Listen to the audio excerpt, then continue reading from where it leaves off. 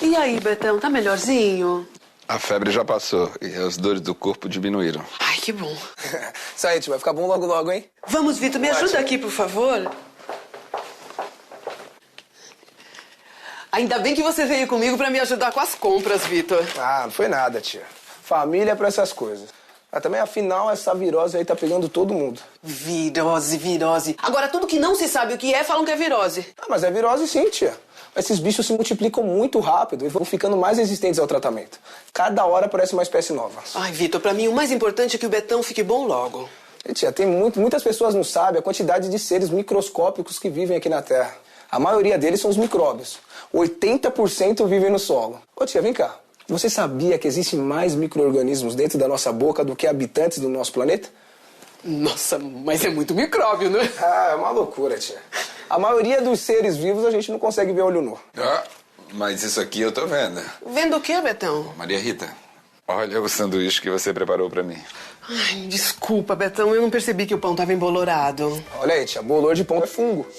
Bolor é fungo? Mas como é que você sabe disso? Eu aprendi com a minha professora de biologia na escola. Professora super gente boa. Tô até pensando em seguir a mesma profissão que ela. Oh, Betão, acho que a gente vai ter um biólogo na família.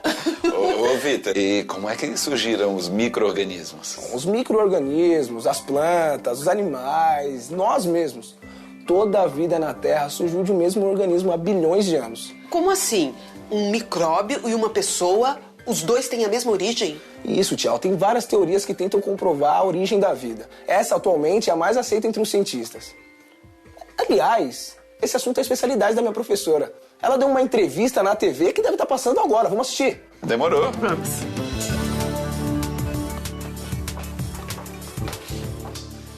Hoje vamos falar sobre um assunto muito complexo, a origem da vida. Como surgiu o primeiro ser vivo na Terra? Ao longo da história, professora, nós sabemos que o ser humano sempre buscou essa resposta. Mas existe realmente algum consenso? Não existe consenso, mesmo porque existem diversas visões. Existe a visão religiosa, que fundamentada nos textos religiosos, vai dizer que quem insuflou a vida ou quem colocou a vida na Terra foi um ser supremo. Quando a gente observa na antiguidade os pensadores, eles vão observar que a matéria viva vinha da matéria inanimada. Entre eles, Aristóteles, que foi um grande pensador nessa área e criou a teoria da geração espontânea ou abiogênese. Por exemplo, você colocava num canto da sala roupa suja e suada durante um mês, você fazia gerar ratos. No Renascimento, o pensamento científico começou a brotar. E dentro desse pensamento científico existia um cientista chamado Redi, e ele fez um experimento interessante. Ele pegou 2 jarros transparentes. Dentro desses jarros ele colocou um pedaço de carne e um peixe. Em um dos jarros ele tampou com uma rede, com uma espécie de uma peneira, e o outro jarro ele deixou aberto. Depois de uma semana, o que estava aberto começou a vir larvas.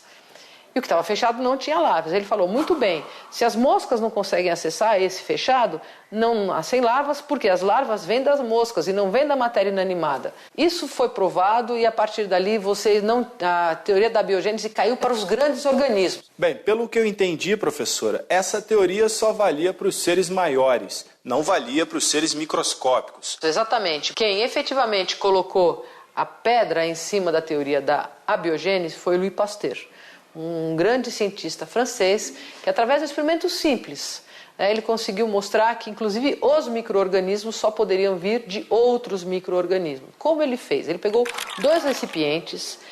Esses recipientes, eles eram fechados e tinham um duto na ponta, esse duto era aberto. Ele era em forma de pescoço de cisne.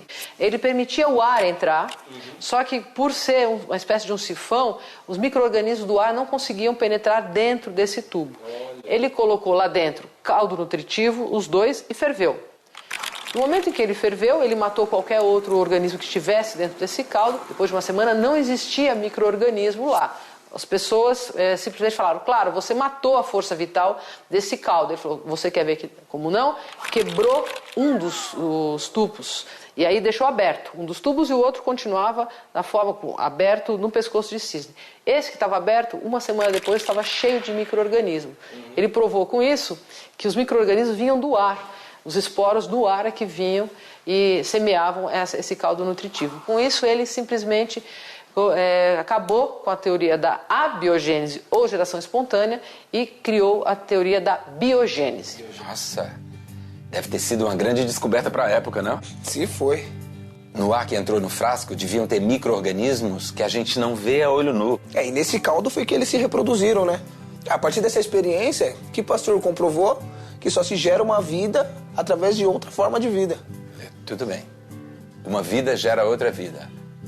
Mas e a primeira forma de vida? Como foi? Quem gerou?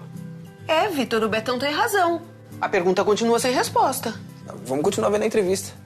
Então essa descoberta do Pasteur ainda não explicava a origem da vida, como surgiu o primeiro ser vivo na Terra. É isso, professora? Perfeito. E vou dizer mais, até hoje não se sabe como o primeiro ser vivo surgiu na Terra. Na verdade, existem várias teorias que possam explicar essa origem da vida aqui no planeta Terra. Uma delas é da panspermia. Indica que a vida veio fora do planeta Terra. E a evidência disso está nos meteoros. Hoje, quando a gente faz análise de meteoros, a gente observa moléculas simples, orgânicas, chegando no planeta. Existe uma outra teoria que fala, não, as substâncias orgânicas para formar a vida surgiram em nosso planeta, dentro dos oceanos. Como você tinha muita reação química por conta da temperatura e de muita energia, formavam-se moléculas, bastante moléculas dentro desses oceanos. E acredita-se que a partir daí tenha se criado a vida. Dois cientistas que fizeram os experimentos que melhor sucedidos foi Hurley e Miller. Eles pegaram um sistema fechado, onde eles colocaram num balão água aquecida. Desse balão eles davam choques elétricos simulando a temperatura, os raios da atmosfera e colocaram os gases que tinham na atmosfera primitiva. Ao final de alguns meses eles foram medir o que tinha dentro dessa água e observaram que tinham moléculas orgânicas simples, aminoácidos simples. Isso provou que nas condições da Terra primitiva era possível gerar matéria orgânica da matéria inorgânica, que é o primórdio para dar origem ao ser vivo. A senhora falou num processo que dura muitos e muitos anos. Afinal, de quanto tempo estamos falando? A Terra surgiu aproximadamente 4 bilhões e 600 milhões de anos atrás. Os primeiros registros que a gente tem de ser vivo vêm de 3 bilhões e 200 milhões de anos atrás.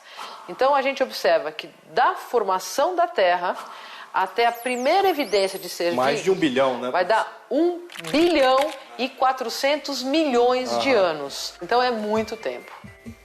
Será que a vida veio de outro planeta? Eu custo acreditar. Eu prefiro acreditar na teoria do caldo primitivo. Como falou aí a professora do Vitor. Isso ainda não se sabe, né? O que é comprovado é que esse primeiro ser poderia ter surgido desse oceano. Vocês querem uma prova disso? 70% do nosso corpo é água. 95% da alface é água. 75% de uma bactéria também é água. Então isso só reforça a hipótese que nós viemos de uma origem comum e na água. Atualmente, professora, para onde caminha a pesquisa sobre a origem da vida?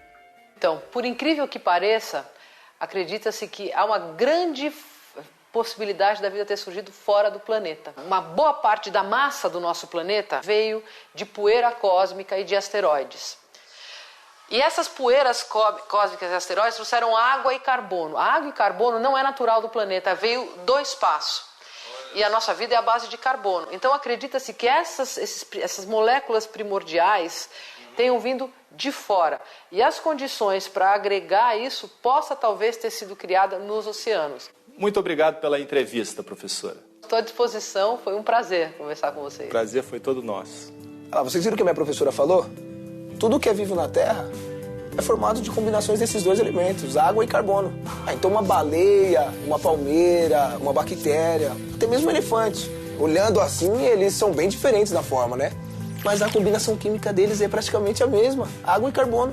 Resumindo, todos nós, seres vivos, somos parentes e temos a mesma origem. Isso, tia, essa é a teoria mais aceita entre os cientistas. Ó, mas podem ficar despreocupados que quando eu me formar, eu vou deixar vocês bem atualizados sobre as novas descobertas da ciência, tá bom? É só a petulância do sabichão. Parece até alguém que eu conheço. Imagina o nosso filhote, vai ser um gênio. Isso aí eu não sei, né? Eu sei que ele vai ter 50% das características do pai e 50% das características da mãe. Vai estar no DNA dele.